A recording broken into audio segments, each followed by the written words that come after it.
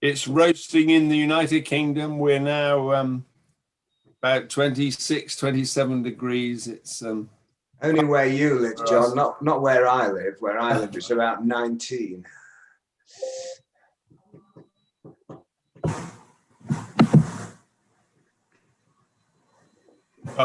We were due to be unlocked from COVID next week, and we've been locked down for another month. But it's only really stopping me going to nightclubs. I don't know how it's affecting you though.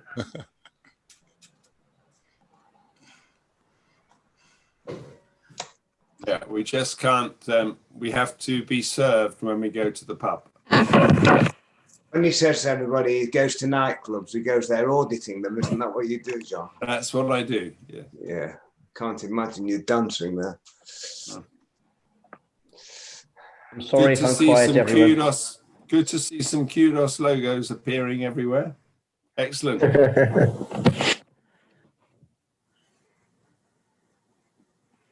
So we now have 42 people. And wow, 42 people. I've got to entertain 41 people. okay, and who knows how many on YouTube? If you didn't catch this morning's message, everyone, you also have the option of watching via a YouTube live stream. If you type into Kudos International on YouTube, it will come up eventually with our channel. So you can watch on there as well. Hopefully that's working. But and it records the session automatically as well. You can't ask questions. But you can't ask questions, no. So it'd be good if you all went there. It'd be a lot easier for us. So, Michael, if you see any questions, will you read them out to me at any stage? Yeah, we'll read them out. Yeah, no problem. I'm just going to start recording as well.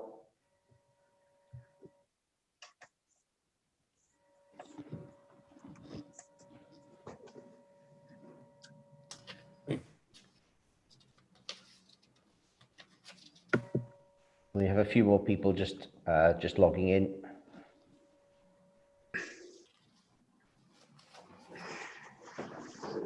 Okay.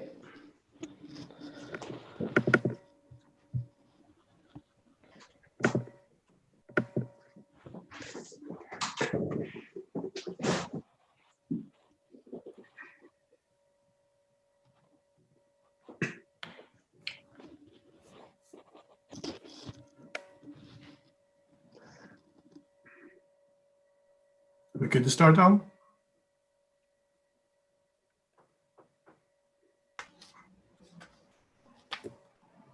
Okay, well, hello everybody, and welcome to the 8th annual Kudos conference.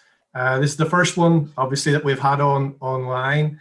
It's disappointing for all of us that we've had to go online, because obviously it would be better for us to be face to face. I think the problem with online conferences is that you lose the social interaction and the ability to meet people at dinner and to have a chat about your practice and to share ideas with everybody. But the positive side of things is that we've been able to include managers and staff who wouldn't ordinarily have been able to attend the conference. So that's one of the positive sides of things. Over the next 2 days, we have tried to put together a program which is short but informative and interactive. One of the problems that we have is that because we've got people both in Latin America and in the Far East, it's difficult to get a time that's suitable for everybody to start at. So at the minute in Latin America, it's obviously very early in the morning. In the Far East, it's quite late at night. So we've tried to make the conference between 90 minutes and 2 hours each day. We've put together 2 main sessions. So today's session, the main session, is going to be run by Will Kintish, who I will introduce to you in a few minutes' time. And Will is going to run an interactive business networking masterclass. Will does a lot of this type of work at the minute, and hopefully there will be the opportunity for you to meet some people that you haven't already met through the networking and through the use of some special rooms, etc. Tomorrow we're going to have Helena Jemison, who's going to do a session on the power of branding, and in particular, how Kudos members can leverage their brand. Helena is an executive with one of the top communication firms in London and has a lot of experience in this particular area. So hopefully tomorrow's session will be of use to you as well. The directors are not going to speak a huge lot over the course of the next 2 days. I'm doing the introduction today, and John will finish off today with a little bit of a summary after Will has finished. Tomorrow, John will do a little bit of an update on the profession in general, and Alan will talk about some of the technology changes and what Kudos is likely to be doing in the future as well. But the prime function will be to do the sessions with Will and the session with Helena tomorrow. Regarding the Kudos update, obviously most people will be aware that we've rebranded over the course of the last 12 months, and it's almost 12 months now since John Lisby came on board. One of the things that we've been trying to encourage people to do is to adopt the new branding and to try and update their websites.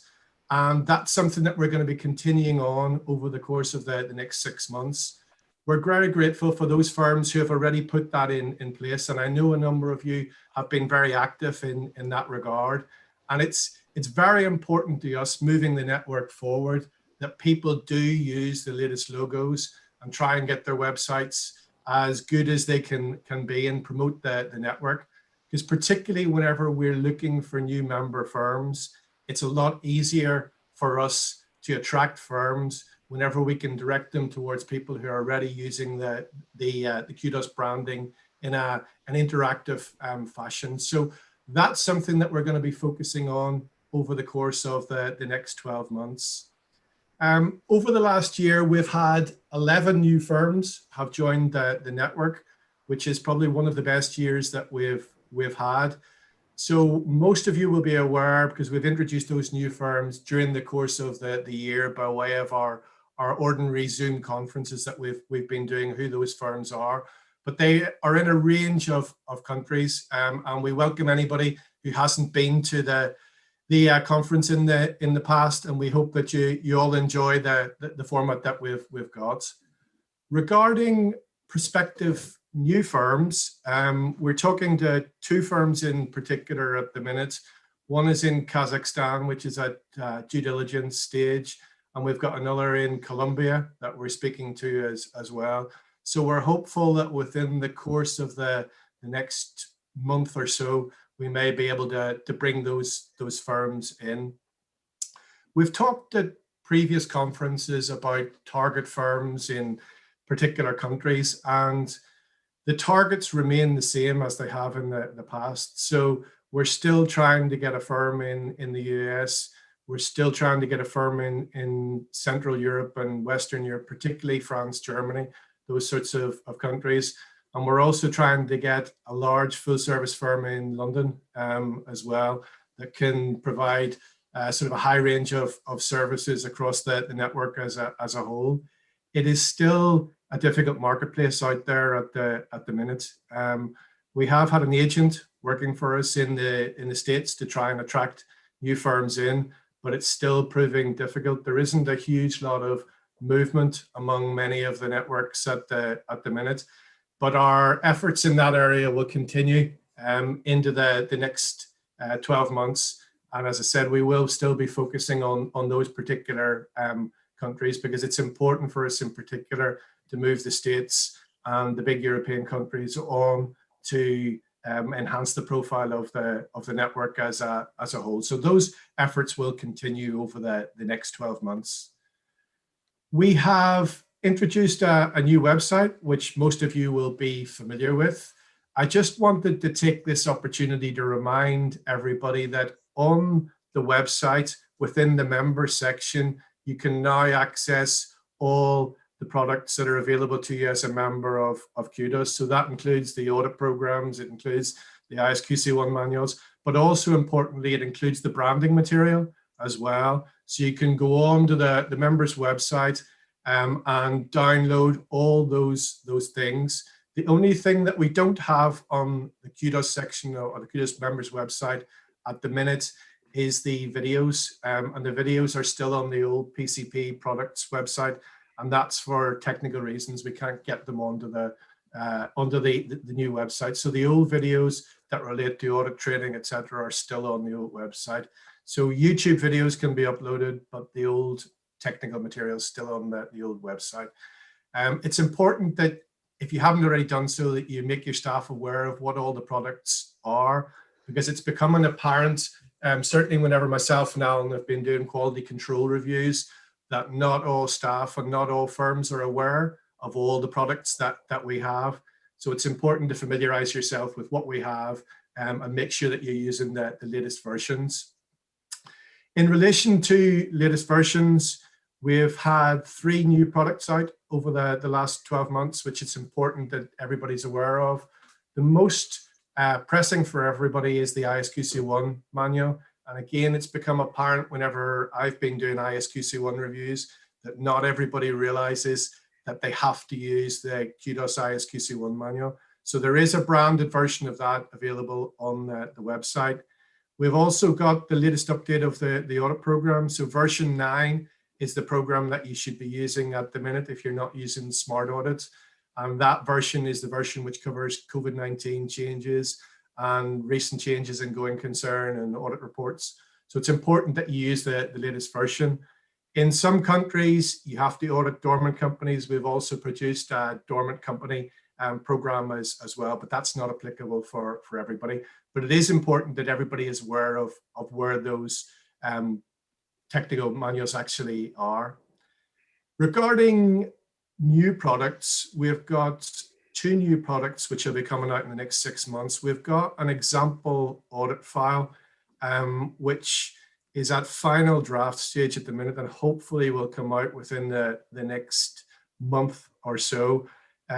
This one has taken me a huge amount of time to do, probably the most time I've spent on a product so far, because of the recent changes and also because of all the additional things that you need to do with COVID-19 and how that impacts on the audit file. So hopefully within the next month, we'll have that out. It's similar to what we've had in the past. So it's a standard or example set out as to how you might set your audit file out for a particular type of client. And it will be really useful for everybody as a training guide. Then we also will be producing ISQM1, the new ISQM1 manual as well. ISQM1 is proving quite difficult at the minute. IFAC have got some sessions on it, and certain regulatory bodies have got some sessions on it at the minute, but it is quite a big move away from where we are with ISQC1. So there will be quite a lot of work that firms will have to do on that particular area. ISQM1 doesn't come in until 2022, but for most people, there will be at least 6 to 12 months preparation involved in it.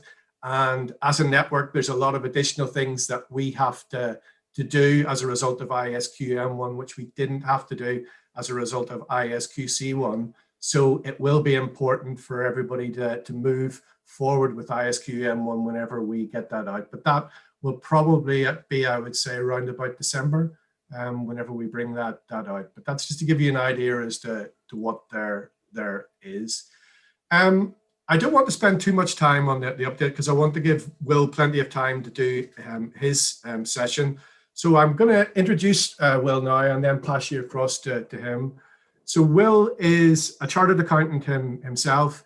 He's been working in business development and networking and specializing in that particular area for the last 20 years.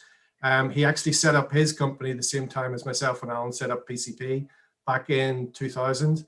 And he's been operating in the same sort of area as us ever since. He's based in the UK. He has a very interactive style. And with that, I'm going to pass you across to Will. Thank you, Michael. So good afternoon or good evening or good morning to everybody. This is only relevant for people who are interested in getting new business. If you want new business I would stay on. If you want new clients, if you want to increase your fees, stay with me for the next hour and a half. If you're not interested in that, go and have a cup of tea, go and have a beer, or for some of you, it might be time for bed, I don't know. So that's my advice to you. Don't waste time. Time is very valuable. That's all you sell, really, isn't it, everybody? I'm going to share my screen now, if all goes to plan. Okay.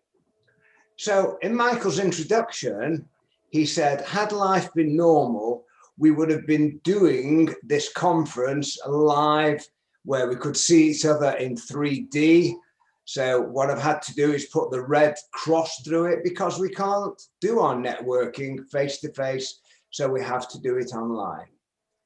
This afternoon, I'm going to share with you how we can be nearly as effective online as we can face-to-face. But when we go back, I believe there is nothing better than face-to-face, ever. Yes, I am a chartered accountant. I qualified, you ready for this? 50 years ago. I gave up accountancy in the year 2000. And all I've been doing for the last 21 years is showing good people like you how to develop your face-to-face networking skills. My clever wife said to me when COVID appeared, hey, Will, you've been showing people how to work a room. And now you've got to stop doing that. You now have to show people how to work the Zoom. And that's what I will be showing you this afternoon, evening, morning, because we can't go working a room, at least not here in the UK. So there's my opening. Only those who want more business.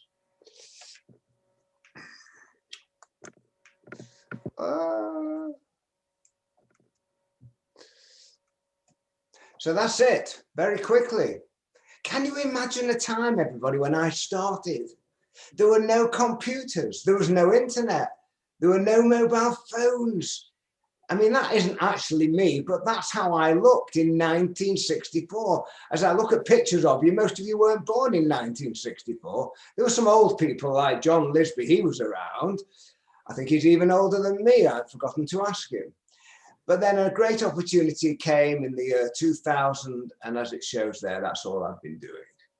So here are two questions I want you to ask yourselves. Simple as that. I created a quote about 15 years ago. I'm very proud of this quote. You ready for this? Strategy for survival if you're a new business, or strategy for success if you're not, is visibility. How visible are you?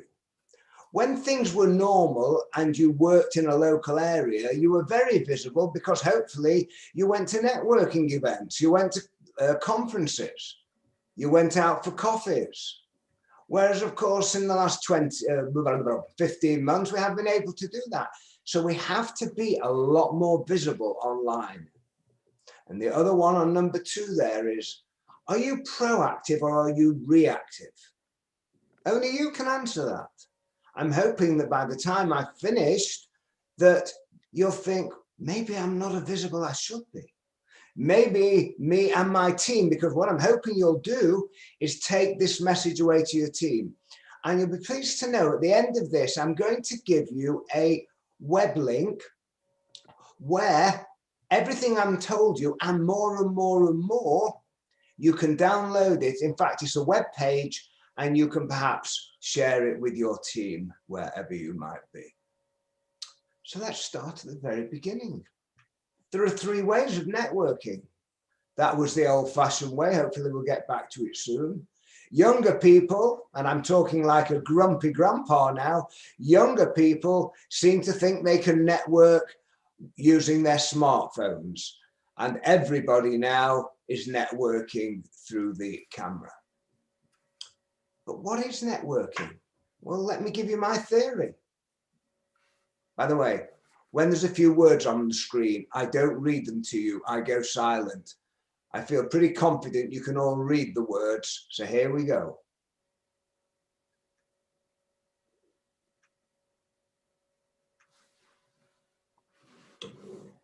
Do you know the irony, everybody, about networking for me?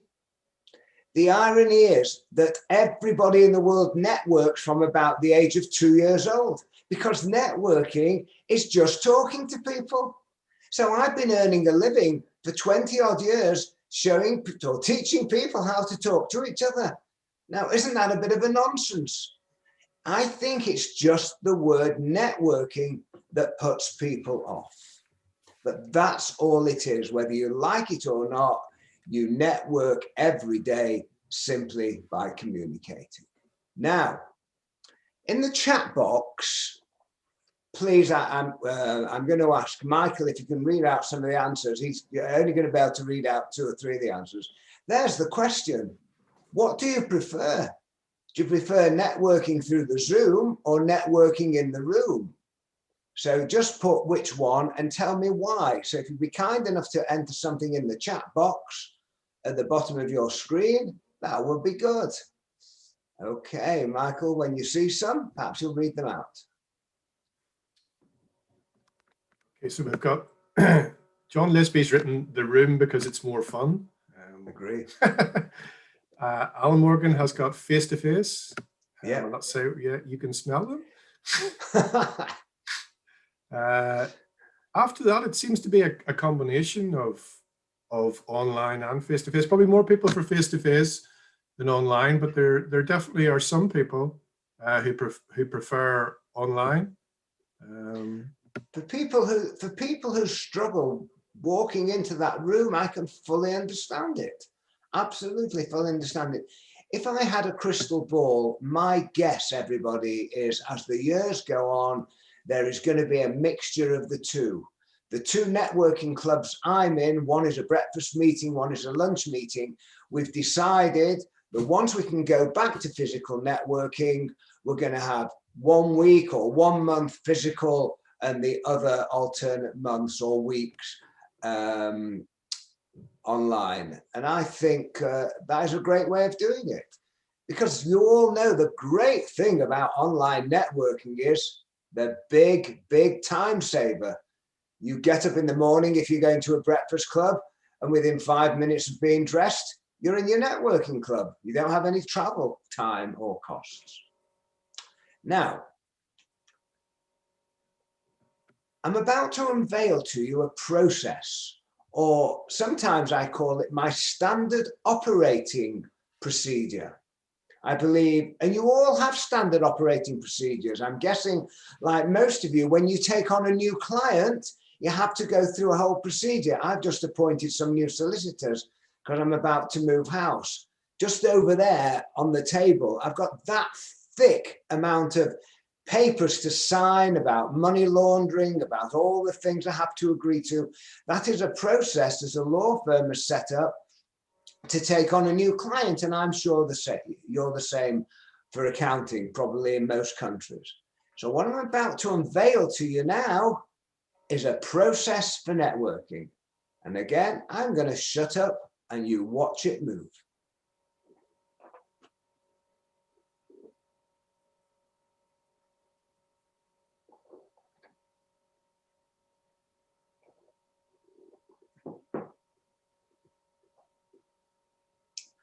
So it's pretty obvious, really. So talking to my peers, my accountancy friends, this stuff, like most marketing, is all based on numbers. So it's as simple as this. When you accept more invitations, you meet more people, you build more relationships, you ask more questions, and so on. And the plan now for the next hour is for me to break down each of these and give you an action plan for every one. And it's as simple as that. There is a process. From the time you accept an invitation or you invite somebody and you go through the process, I hope you will deliver more business opportunities for your firms. So let's look at number 1. So the first question I'm going to ask you is, do you belong to any online groups? Because if you can't go networking physically, you should be joining groups. I think Eventbrite is a UK website, but maybe it's a global website. If you go onto Eventbrite and type in networking club, so let's say John, I know very well, he kindly invited me today. John's in Southampton. If you work in a local area, type in networking events in your area, networking events in Southampton, and join them. Everybody's always keen to have new members. And again, the cost will probably be very low. And then you get meeting people. It's as simple as that. There's nothing hard about it. But at the end of the day, everybody, the only time you're really going to create business opportunities on a one-to-one.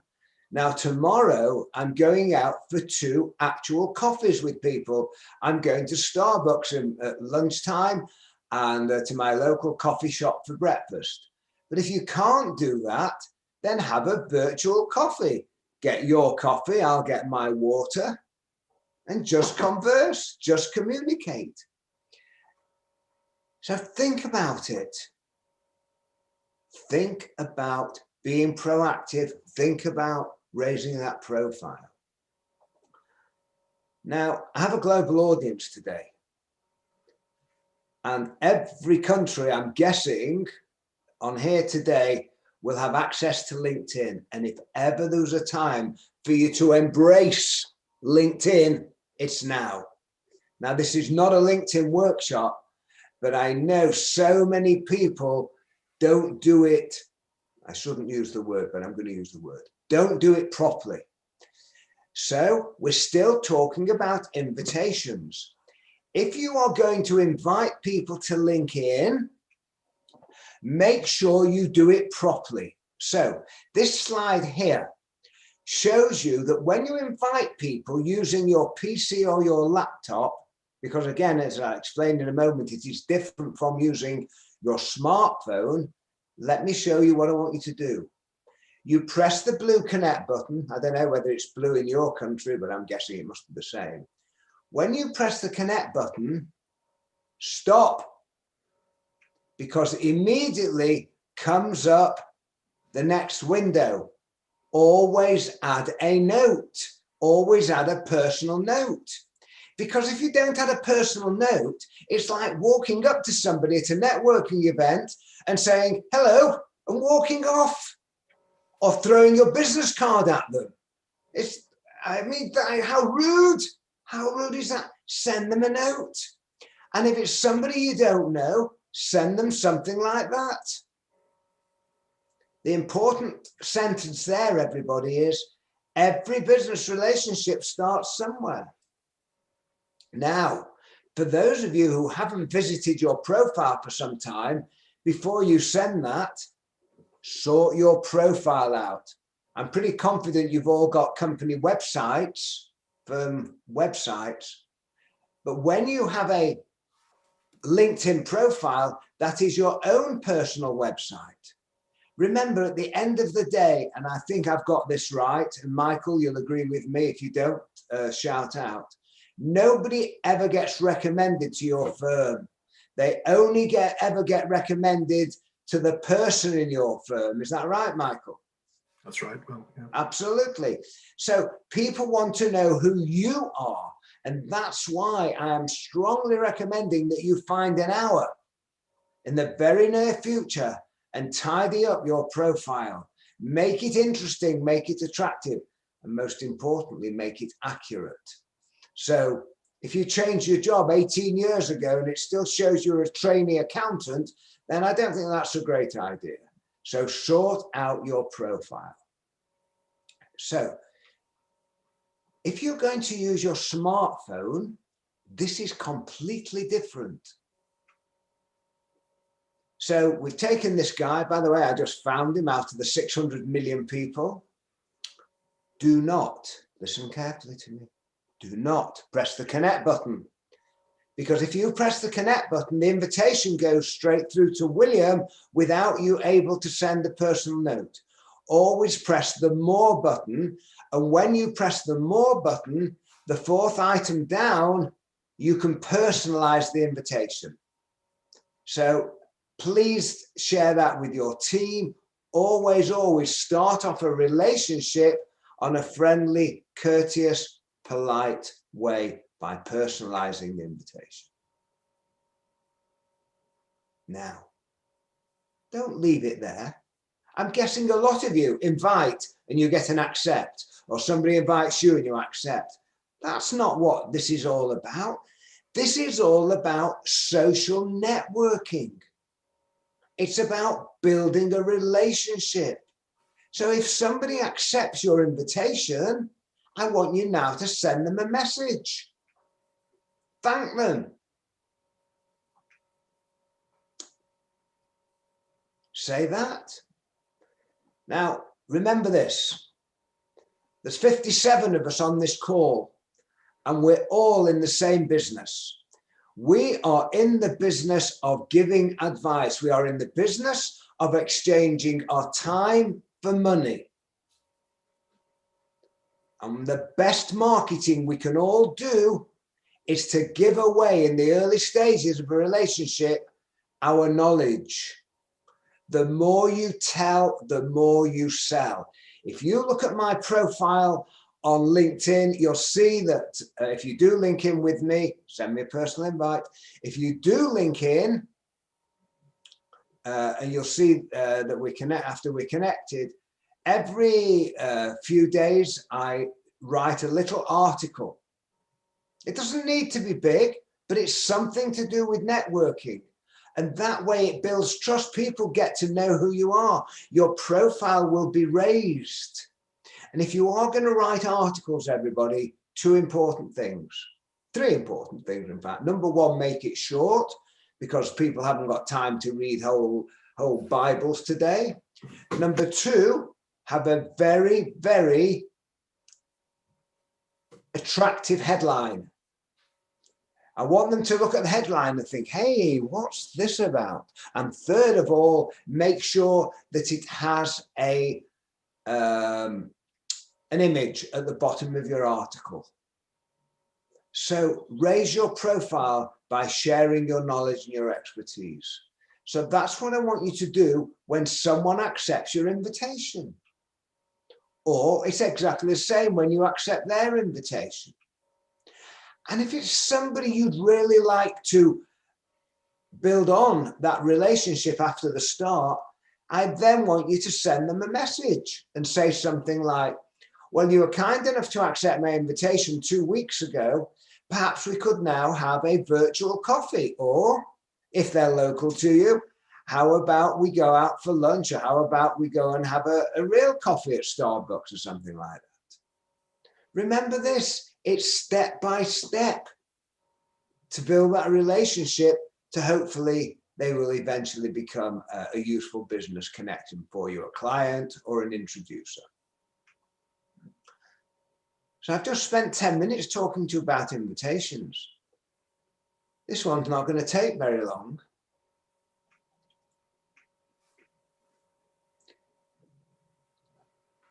My strong advice to you is generally, until you can meet people face to face, spend more time reinforcing existing relationships.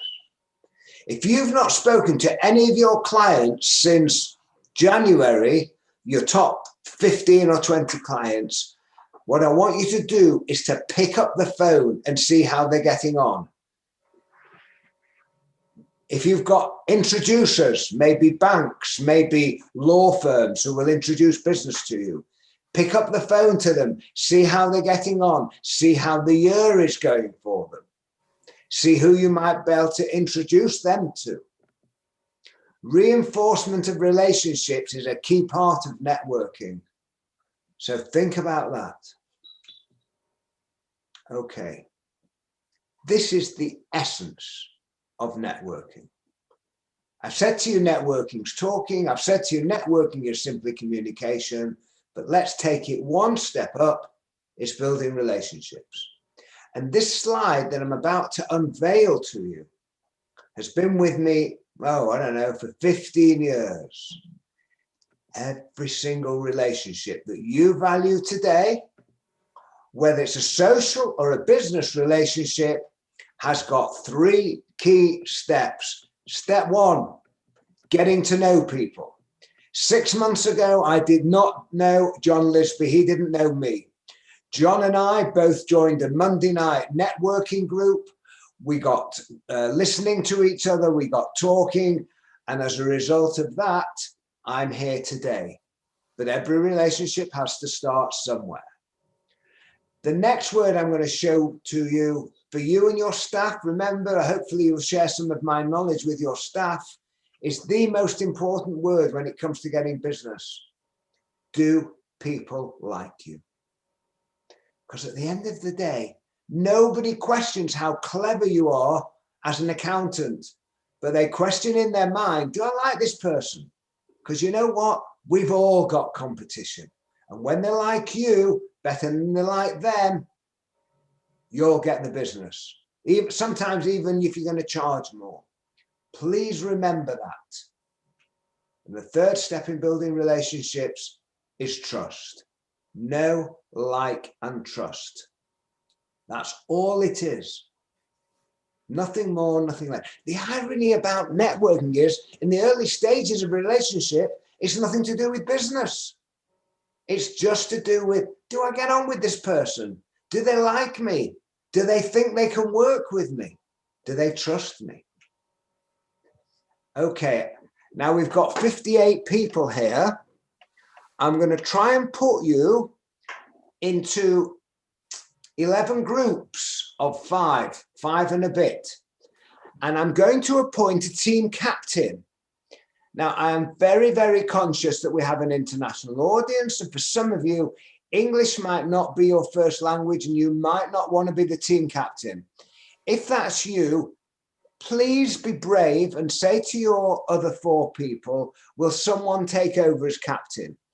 And your job, team captains, is to write down what do we have to do to get people to like us and trust us.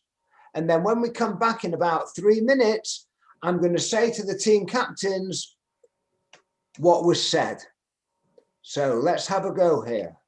We're going to create 11 breakout rooms. Oops. We're going to create 11 breakout rooms. They're going to be automatic. So we don't know who we're going to get. We're going to give you 4 minutes with a 30-second warning. By the way, if you don't want to be in the room, you can just leave the room and come back into the main arena, which is me. We can have a chat if you don't want to talk to your friends. I'm going to open all the rooms now. I'll see you in about 4.5 minutes. It's at this point I go into prayer because I'm never sure whether it works or not. So let's go. Everybody know what they... Oh, sorry, I haven't pointed a team captain. Right, sorry. Room 1 is Walter. Room 2 is Yannick. Room 3 is Manash. Room 4 is Steve W. In room 5 is Ari. In room 6 is Derek Brown. You are the team captain. Room 7 is Gopal. Room 8 is Diego Moreira. Room 9 is Brian, I hope I pronounced this right, Brian Nazombi. Room 10 is Carlos Castro, it says. And room 11 is Margaret. Okay, so your job, everybody, is to find out what we have to do to get people to like us and trust us. I'll see you in 4 minutes. If you don't want to go, just come out of the room.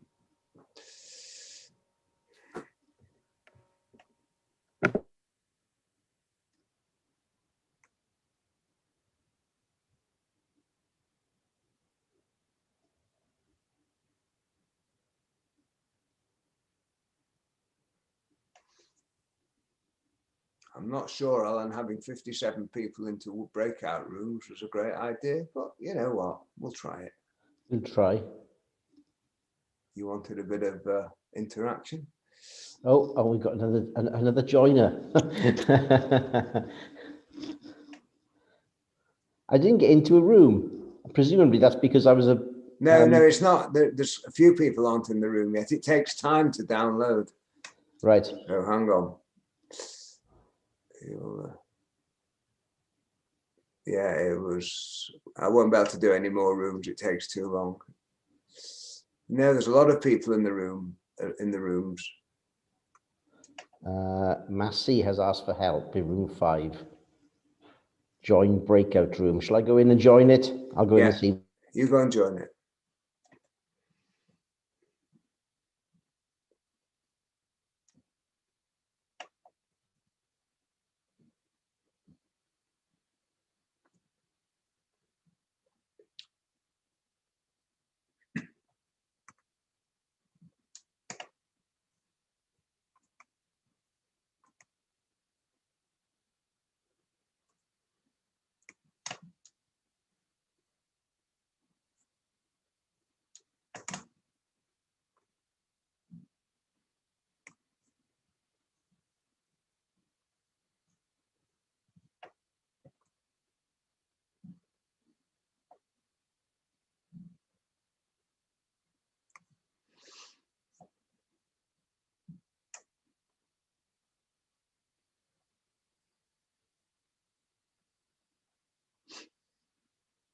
You still there, Alan? Unmute. There we go. Yeah, there was how do you know? Was I not given a room to go into? No, because I think you're a host. Ah, okay. Okay, cool. So I was just wondering in case I was missing something. You're a host. Have you just quite a few of them were still on mute, I think. Well, it's not easy to. Can't do any more now. We've only got a minute to go, a minute and a half. Yeah, I've learned something today. That's why when I run interactive workshops, I recommend to the clients that we only have 20 people for obvious reasons. Now, right.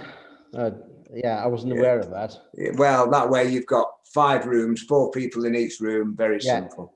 And it's much easier to manage the breakout rooms then as well, I guess. That's what I mean. Yeah. And you get a lot more interaction with smaller numbers, of course. Yeah. And I guess you can close all the rooms as well, can you? It closes I've set it to close automatically. Ah, okay. Yeah. Have you not done breakout rooms before yourself? No, I haven't. All right. We didn't have it enabled until John suggested it. So I enabled breakout rooms.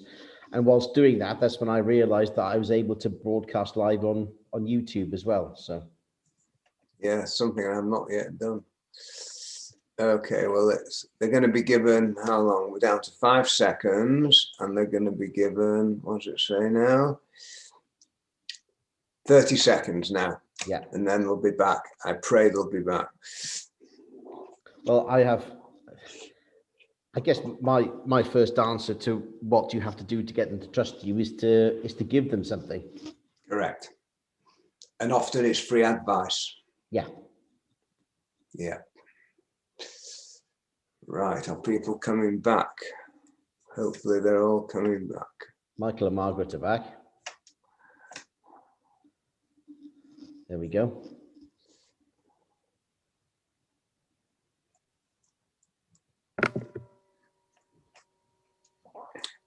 There was only 2 people in my room, me and Angela. Yeah, okay. But that was quite easy. Yeah. Yes. Is everybody? I can't see you all, so you're going to have to help me here. Who was in room 1? Who the team captain for room 1? Who was it? Okay. Oh, I was in room 1. Okay, Fernando, just give me one answer, please, because I don't want one answer from every team. One thing. What do we have to do to get people to like us? Well, in room 1, only were Lucien and me, only 2. Okay. And we agree that the first impression is very important to make people like us. Stop there. That's a great start. That's all I want. First impression, how to create a great first impression. Thank you. Room 2. Okay, let's go to room. Gibson. Sorry? Gibson, have you got anything? Yes, of course. Thank you. Yes. Well, thank you, Alun. Gibson, just give me one. One thing we have to do to get people to like it. Kids and talk with us, please. Yes, okay, Ruth, or yeah. Was be very honest and laugh. Okay, look, thank you. Room 4 or room 3? I was in room 3. Well, yes, okay, Manas. Tell me. So what I get from my room was be yourself, be natural. That's the one I like often the best. Thank you. Don't act, don't pretend. Thank you. Room 5. You miss room 4. I was a rubbish accountant. The numbers were never my strong point. I'll do room 4. It was me and Jose from IOYG, and I'm going to. We had be consistent. I love it. Thank you, John. Room 6. Hello. We were in room 6 with Camila and Clement. We think we need to show our work experience, previous results, and compromise with the people. Okay. I want you to show your personality, Carolina, before you show your expertise. Remember that. They don't know how clever you are, how good you are, but they do know if they like you.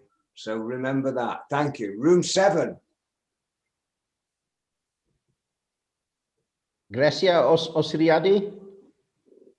Be kind. Gracia, yes.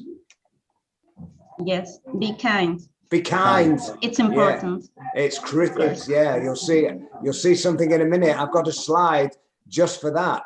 Be kind. Room 8. Any more? Yes, we have listening. That is very important. Listening to the people that you are talking to and to be the trust. Indeed it is. Thank you. Room 9.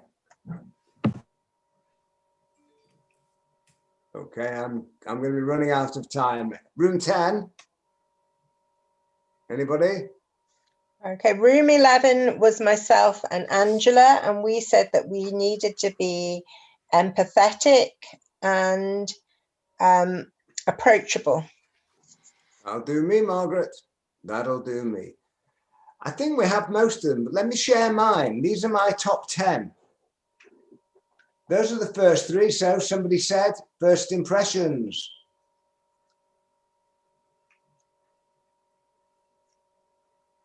For me, the 2 very big ones are number 4 and number 6. By the way, there's a word there that most of you will not understand. It's an English word. Even John Lisby won't understand it because he lives in the south of the UK. I live in the north of the UK. The word nout means nothing. When you're not sure what to say, best to say nothing. And as I think it was Carolina, number 10, be kind. Please, everybody, always be thinking, what can I do for you? Say nice things to people. I'm going to repeat myself. If you want more business or keep business, it's never, sorry, that's not true. It's nearly never to do with your technical ability, with how good you are at standard accounting procedures, how good you are at tax. At the end of the day, the client doesn't know how clever you are, but they do know whether they can get on with you. So when it comes to being kind, I said to you earlier on, consider getting back in touch with past connections. Even, how about this? Even where you might have sent a proposal for some work and they didn't take you on, even get back in touch with them unless they decided they didn't like you or you didn't like them. Just get back in touch with those people. You just never know. They might have changed things so dramatically since COVID arrived. So look at those questions. Who would you like me to introduce you to? Now, let's not be uncommercial, everybody. We also want help. When a client, and I'm sure it's very often, when a client says, That was super. Thank you so much. Do not miss the opportunity of asking them for help. I want you to think about this for a minute. If somebody asks you for help and you are able to help them, how do you feel? Well, I know the answer. You feel really good. And the reason you feel good, it's to do with biology. What happens is when you feel good in your brain, a chemical is created. It's called dopamine. It's called the pleasure chemical. It makes you feel really good. So when you're able to help people, you feel good. So turn it on its head. If you ask other people for help and they're able to help you, you'll make them feel good. So don't hesitate about asking for help, because people will respect you.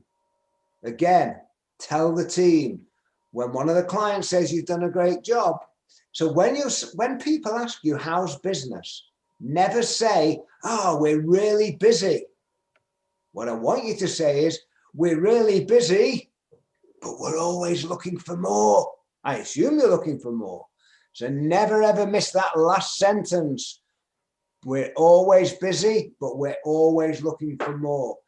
Because I don't suppose life has changed any different from my day, because you get clients coming in at the top of the funnel, but you're always losing clients, aren't you? Not through any bad service. They die. They retire. For whatever reason, they grow too big for your firm. So you need to fill the funnel. And that's why I want you to be proactive. Otherwise, the business will go like that, because you're always going to lose clients. There's nothing you can do about it very often. They merge their business and they decide that the other firm is going to look after them. So remember that. Keeping that funnel of business coming through. Just going back to LinkedIn for a minute. I don't know how much you know about LinkedIn. This is basic, but that's you. If you're linked into people, the beauty about LinkedIn is that you can look at your network's network. Look. So let's take myself and John Lisby. That's me on the left. I'm linked into John Lisby. He's one of the three in the middle.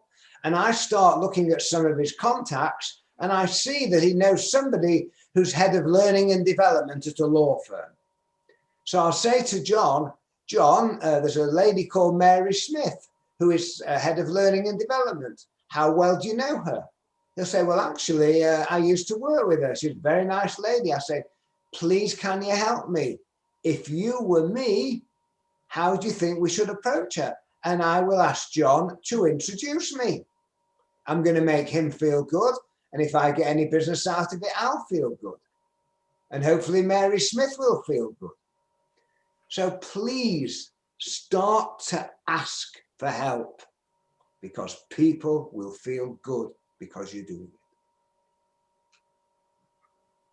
That's the beauty of LinkedIn.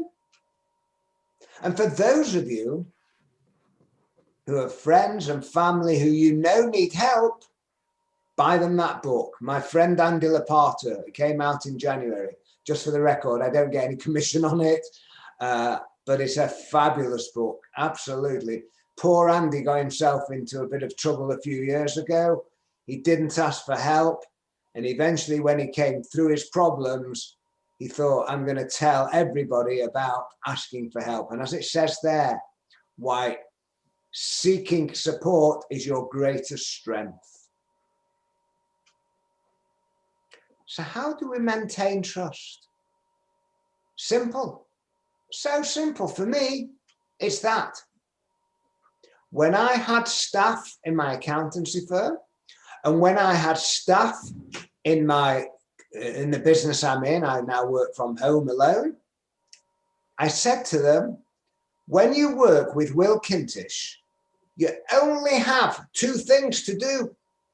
You can make mistakes, because we all make mistakes, but there's just two things you have to do. Rule 1, rule 2. And I'm proud to tell you, I was the best client getter and I was the best client keeper. Technically, I had to call on my partners because I wasn't very clever. But when it came to relationships, I was the best. I'm not just saying that, it's fact. You ask them, some of them are still alive. So when a client says to me, Will, I need a set of management accounts to show the bank. In those days, we didn't have Sage or Xero or any software. We actually had to produce a set of accounts for the client to show the bank or cash flows. I would discuss it with my team and I would go back to the client and say, client, you need some accounts.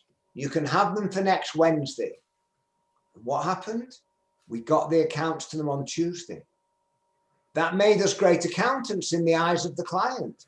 If you got the accounts to them on Thursday, after you promised them on Wednesday, you were a bad accountant because they didn't know whether you were any good accountant. They didn't know whether the balance sheet balanced, but they did know you'd let them down. Message to staff: over deliver and under promise, not over promise and under deliver. That's what this is all about today. It's about relationship. It's never about the technical aspect of the job. And I do not apologize for keep repeating myself. It's never to do with the debits and credits and the balance sheet and the P&L and the TB and the tax returns. It's not about that. They just expect that. They assume you can do it, because if you don't do it, they'll sue you. That's taken as read.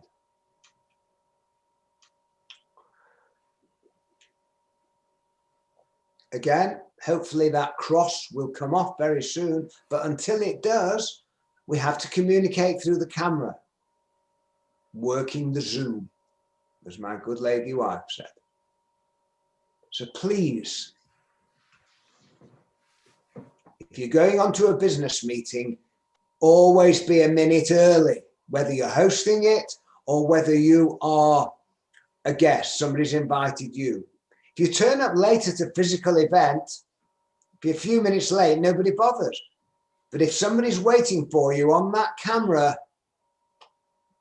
bad news, reducing the trust, the reliability. And again, if you've got agendas and outcomes for your online meetings, I'm doing my best to look into the camera. I've set my room up so that my eyes are looking into the camera. I know sometimes I look across at you, but do your best to look into the camera, please. My advice to you is get a piece of paper and write on it, look at me, or get a photograph of somebody you love or somebody you admire and put it against the camera and just look at that. Because most people look down, they're not eye contacting the person they're talking to. That goes without saying. I've seen some people on business meetings looking very, very untidy. Put a clean shirt on, you can't see it. I put a clean shirt on for this. Now, I have a virtual background. And what I have, and you might look into this, it's very, very cheap. Look into a portable green screen. What I've got is the green screen clipped onto the back of my chair. So you don't need a big frame. Excuse me, need a drink. You don't need a whole big outfit. You can buy a portable green screen. It folds up when you've finished with it. You clip it on the back of your chair, and then you can put some virtual backgrounds on. I noticed Margaret's got her Kudos there, and Michael has. But remember this, it's all about being professional. We don't want any dirty washing being seen.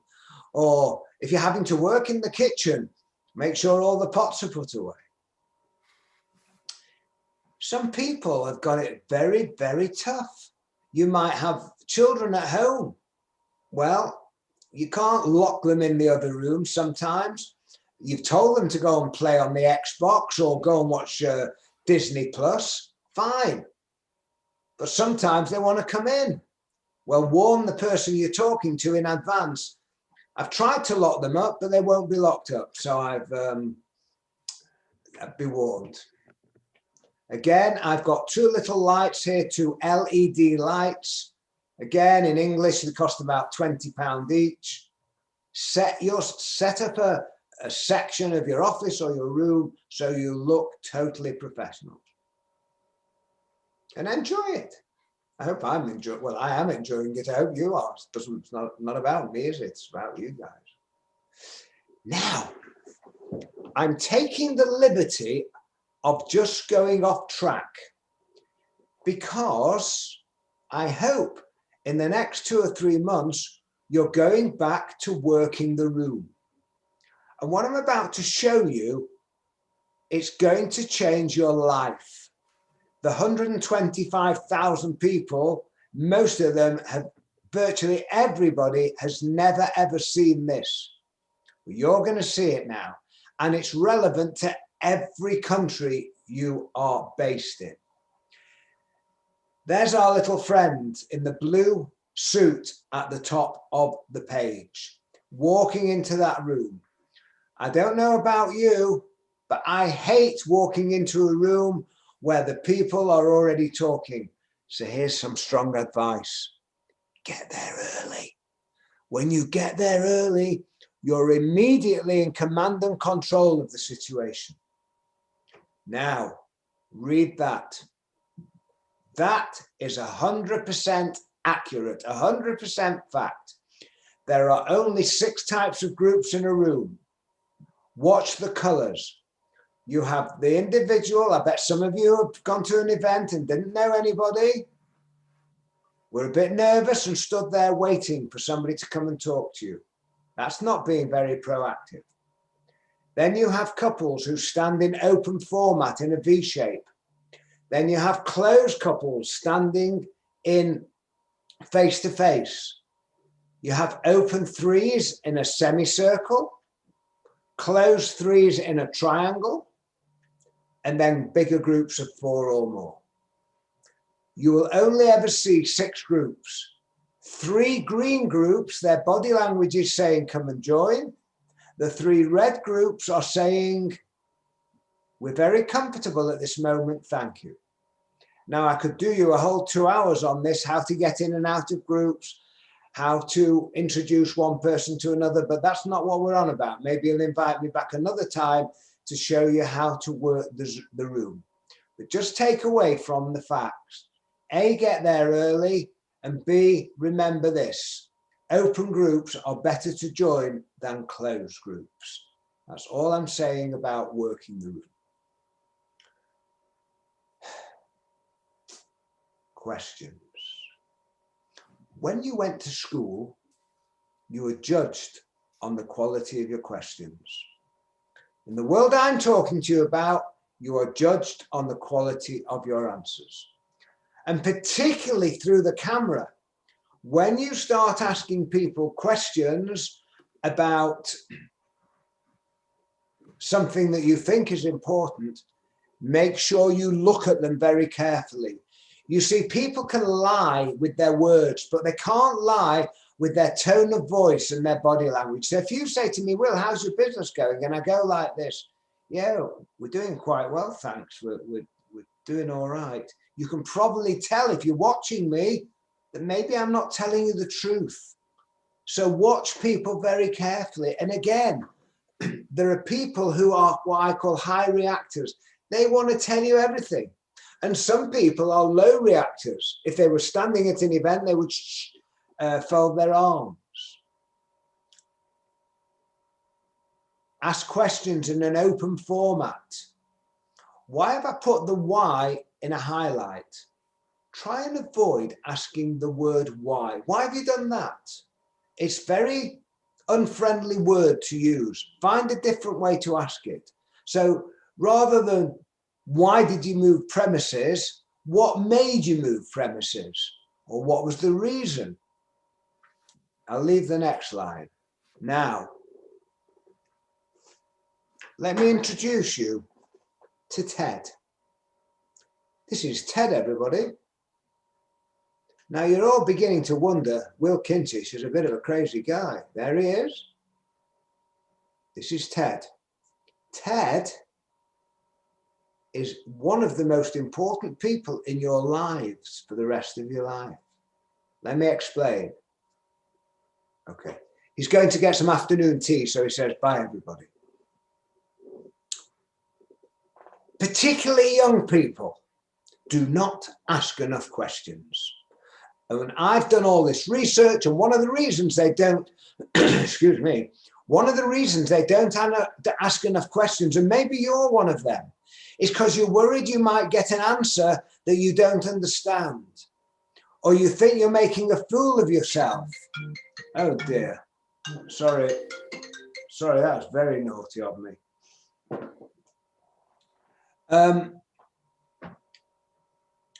Or you might be a bit vulnerable. Well, I'm about to show you 3 words that I always want you to use when you're not sure about the conversation. There they are. I don't understand that. Tell me what you mean about that. That's a bit complicated. Can you explain to me? And can you describe to me what you mean? Because I've never come across it.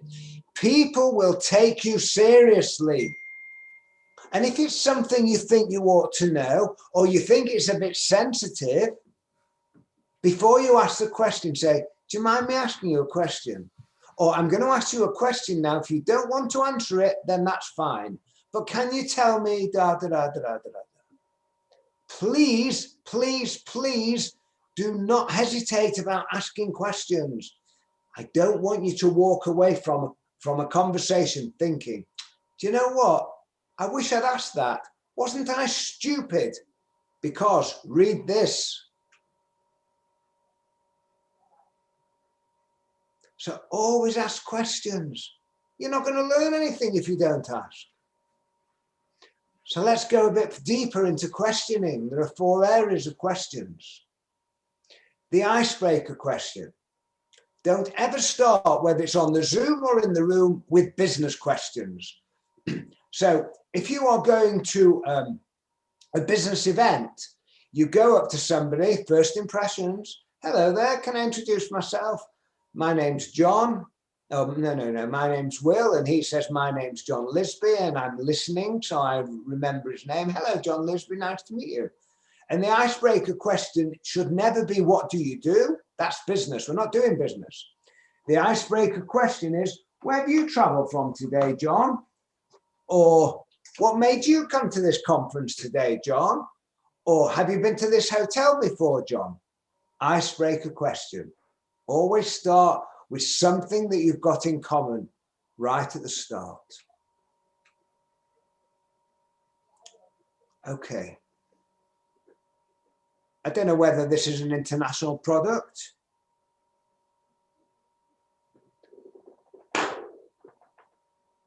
It's called a Pritt stick. A Pritt stick here in the UK is like glue. You can glue bits of paper together. Why am I telling you that? Because it's the small talk that glues the relationship, not the business talk. So what do we have here? We have 7 different symbols about small talk. Each color, each symbol represents a different topic. So the car is basically your icebreaker. How was your journey today? Where have you traveled from?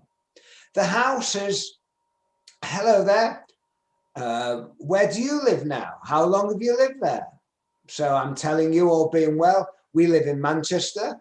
We're going to move to London in the next 2 or 3 months. And I guess when I get to London, people will say to me, with your northern accent, Will, you weren't born and bred in Manchester. How long have you lived in London? I might say, I've only been here a week. I've spent 73 years in Manchester. By the way, that's how old I am. I've spent 73 years in Manchester, and now I've come down to London. Just show interest in people. Balanced on the top of the roof is a business card. We'll talk about business questions in a minute.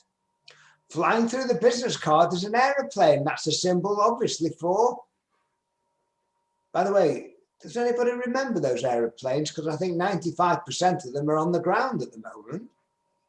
The aeroplane is about holidays. Ask people what was their last holiday if they can remember it. And have they got any plans for their future holidays once the restrictions are lifted? And then a very important one. On the end of the wings, we've got tennis rackets. If you're enjoying somebody's company, never, ever miss this question. What do you do in your spare time? Or if it's a Monday, what did you do at the weekend? Or if it's a Friday, what are you doing at the weekend? And I'll explain to you why those are very important questions in a minute. We look in the cockpit on the pilot's seat, we see an open newspaper, current events. I don't know what it's like in your country, but here in the UK, talking politics and religion is not good. Never initiate a conversation about politics or religion. Oops, sorry. Now, before I move on, have a look at this slide very carefully. And sitting in the passenger seat behind, above the tennis rackets, you see a family. So that's another important topic. But let me give you a friendly word of warning. Don't upset people. Don't embarrass people. Don't ever ask, and I'm saying any country, don't ever ask, are you married or have you got children? Because when you ask the wrong person the wrong question on the wrong day, you can upset them. So let's go back to the tennis rackets and let's go back to the aeroplane. So if you say to people, what are you doing at the weekend? Or what do you do in your spare time? What hobbies do you have? Or what was the last holiday you went on? If people have got family, husband, wife, partner, children, they'll tell you, oh, me and my husband, me and my wife, we took the kids to Disney World on the last holiday. And that way you can find out about the family without asking direct questions. I hope everybody's got that. So please, if you say I'm rubbish at small talk, then and wonder why you're not getting the business you want, rethink it. Because at the end of the day, people like people who are like them. So if you meet somebody who plays golf and you play golf, all of a sudden there will be glue. If you go scuba diving and they go scuba diving, there will be glue. If you collect teddy bears and they collect teddy bears, there will be glue. Moving on. I've talked to you about icebreaker. I've talked to you about the small. By the way, all this is available to you and lots more. And all I want you to do at the end of it is to answer 3 questions, as you'll see in a minute, right at the end. I was going to do a breakout room, but it turned out to be a raging disaster. So sorry, we can't do breakout rooms. I realize I can only do a breakout room if there are, say, 15 people. So after you've done a bit of small talk, let's get into the business, because it is a business event after all. And what I'm going to unveil to you in a moment is again, more of a system. Try and be disciplined in the way in which you ask questions. Ask them about their now, ask them about their past, and then ask them about their future. So here are some questions, and I'm sure most of them you know. Some of them you might not know. And what you're going to see are a series of questions, and some of them are highlighted in bold. Those are questions I think you should always ask. The rest of them, sometimes you'll ask, sometimes you won't. But for me, there are some more important questions than others, in which case, always remember them. So here we go. That's the obvious opening question. If somebody tells you I work at the Southampton Engineering Company, make sure you always find out immediately what their role is. And what do you do there? Because you want to know whether they're a senior person, a manager, whether they're quite junior. It's important you know that, because that way you can direct your questions depending on what they do. So rather than saying, what does the company do? And that way you might get a difficult answer, ask that question.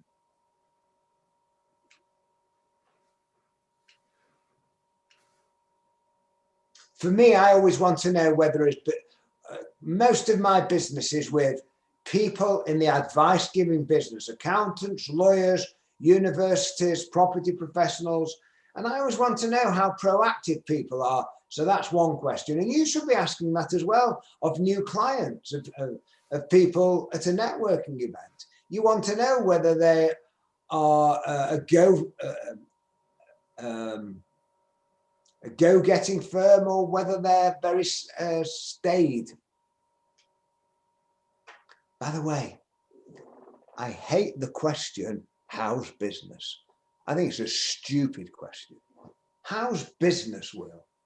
Do they mean today? Well, today's great. I'm working. I worked yesterday. On Thursday, I haven't got any business. So if they ask me on Thursday, how's business? I say, well, actually, today's rubbish. I've got no business. So try and be sensible with your questions. How's the year going so far? When you get to October, ask, how has the year gone for you? Try and get a trend in their business, not how's business. Sorry, that's just one of my pet hates. Here are some more questions. Why is that one in bold? Because for me, I always want to know the size and scale of a business, and that will often tell me that, how big the business is.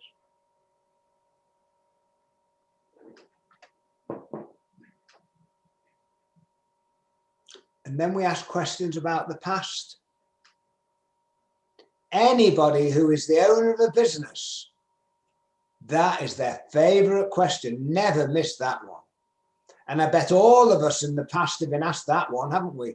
What made you become an accountant? But let's get personal.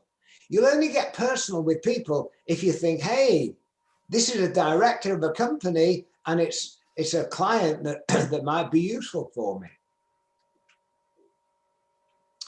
That question there highlighted is, what's your big challenge of the moment? What keeps you awake at night?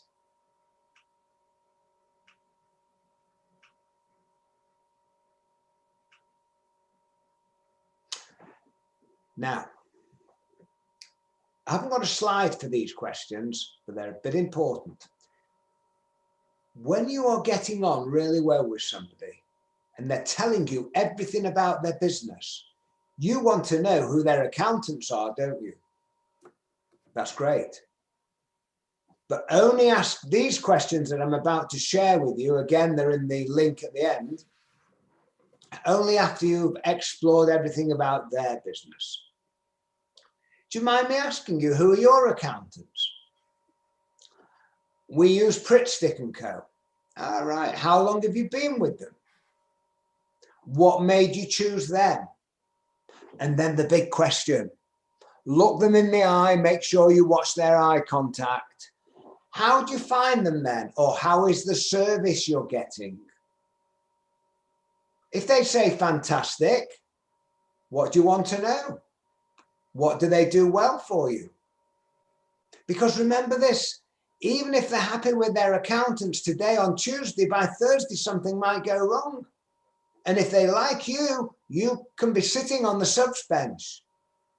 But if they say, well, we're not very happy with them, or they're not very proactive, or the person we used to deal with has retired and we've got somebody new. If you get any negatives, say, if there's one thing you'd like them to do differently, what would it be? And if they're really complaining about them, here's the question. Do you mind me asking you, why are you still with them? Ask. If you don't ask, you're never going to find out. You're not selling. There's no selling. If they say they don't do this and they don't do that and they don't do the other, don't start saying, oh, we do. Oh, we're better at that. Don't say that. You're going to say that next week in the phone call when you go and meet them, or in a phone call or when you go and meet them. So we've talked about the now questions, we've talked about the past questions. Here's just one question for the future of them. And again, put a time scale on it.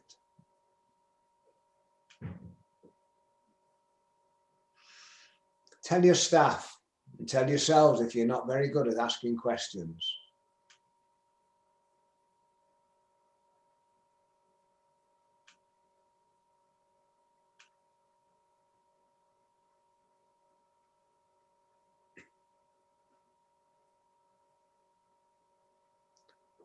Please remember this, everybody, because that's what this is all about. It's not about the technical aspect. It's about making them feel good. So what's the spotting needs and the aha moment? Let me explain. Let me give you examples of aha moments. If they say anything like that, that should say to your brain, aha, light bulb, I need to follow this up.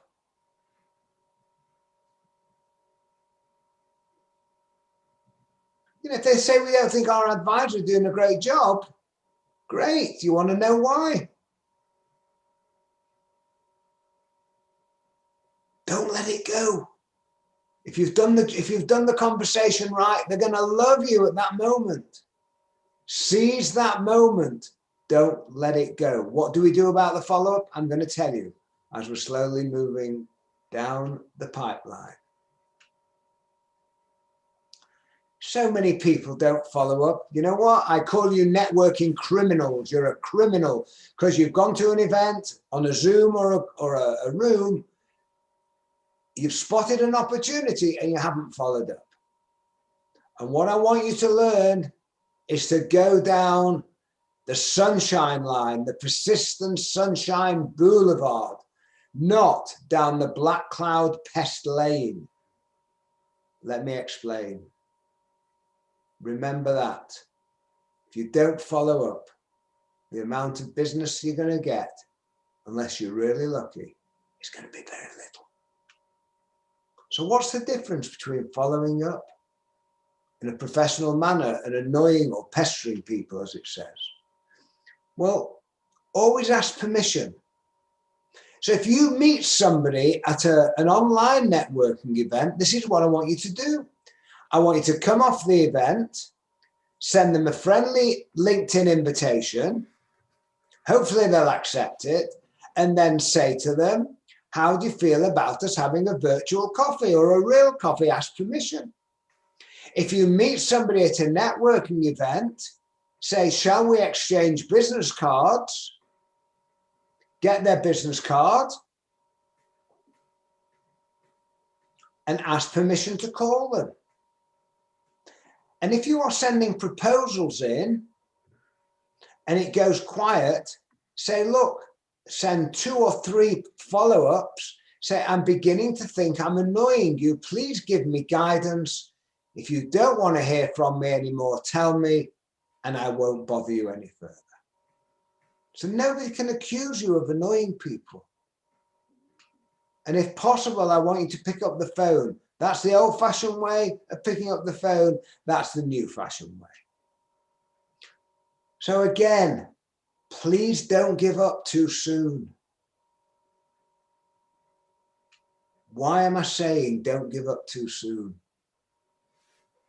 For a very important reason. Very important. You're giving them a gift.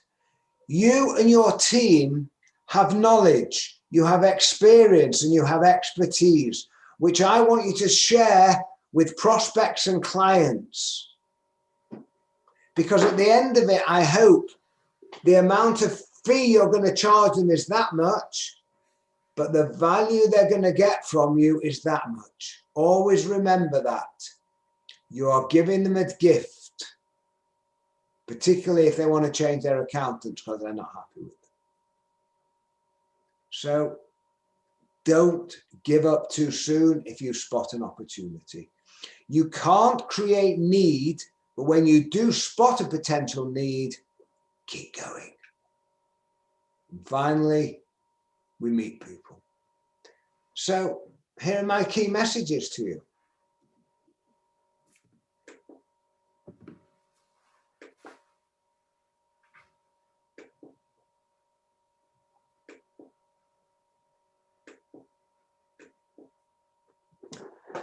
I left accountancy because of this man here. This man is Dale Carnegie. Whatever country you're in now, that book, which was written in 1936, is, sorry, I'm just checking something, is in your language, believe me.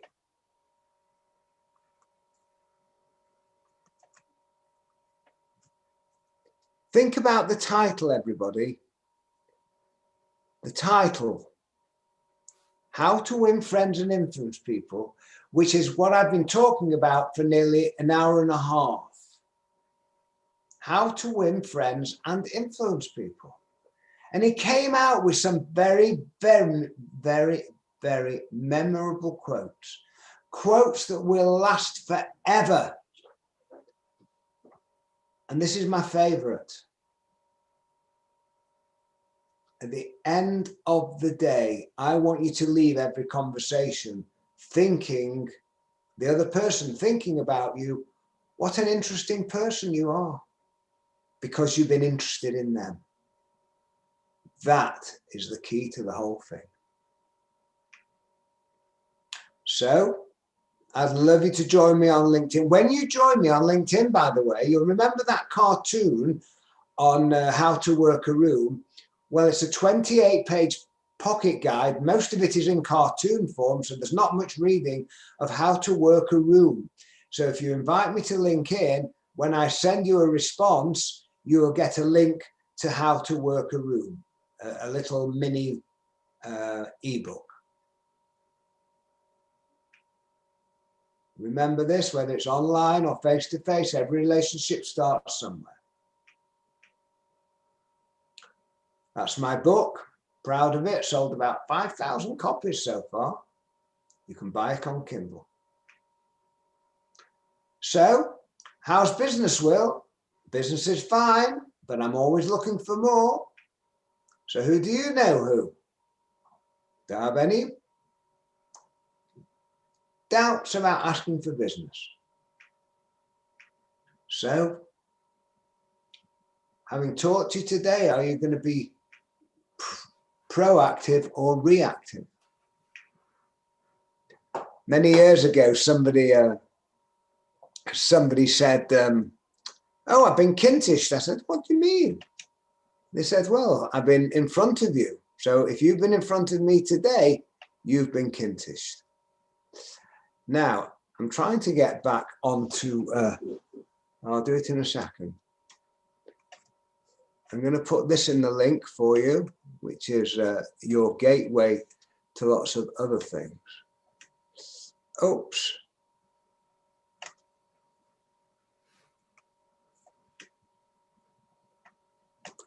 And finally, what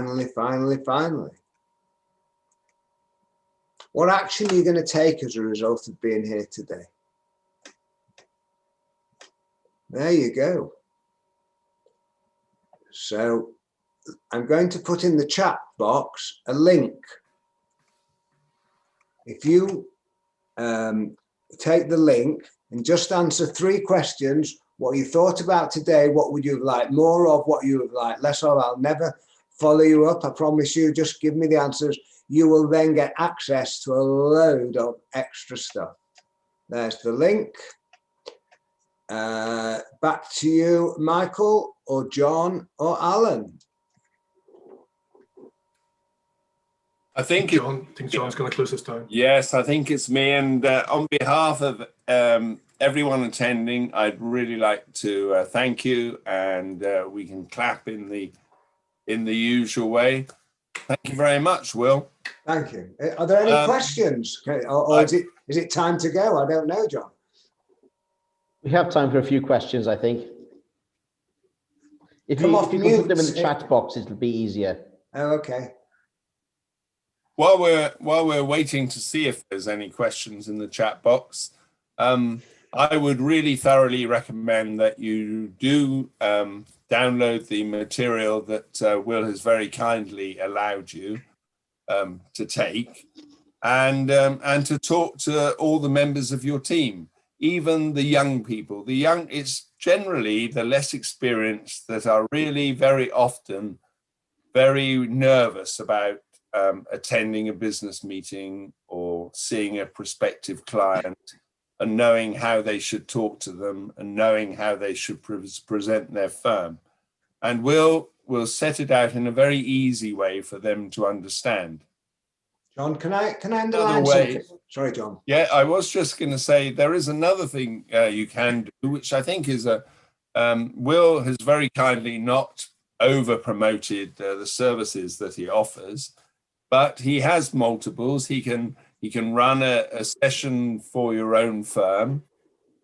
He also offers video training for purchase, which you could show to your whole teams. Very, very high quality video training. So I do thoroughly recommend it, because all of your teams are out meeting prospective clients all the time. And if they have a little bit more training about how they might be able to develop a relationship with a prospective client, you've got lots of people, lots of salespeople out there potentially bringing business to your firm.